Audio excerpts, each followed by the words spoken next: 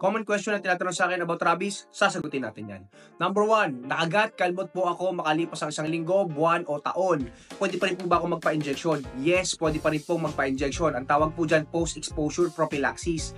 Wala po itong hangganan. Huwag nyo na pong antayin na mag-develop kayo ng symptoms, magpa-inject po kayo agad. Number 2, hindi po namin sure kung nakalmot o nakagat po ang anak namin, pwede pa rin po ba kami magpa-vaccine? Yes, pwede pa rin po, no? Kung hindi nyo po talaga alam, kung wala po yung bahid po ng sugat, pwede po kayo magpa-inject ng tinatawag na pre-exposure prophylaxis. Ibang klaseng dosage lang po yun para mag-develop po ng immunity po sa rabies. Buntis po ako, may sakit sa kidney o mahina po ang pangangatawan ko. Guys, wala pong contraindication ang anti-rabies. Kahit po buntis po kayo o may kakaiba pong sakit o kahit may cancer pa po yan, pwede pa rin po kayo magpa-anti-rabies.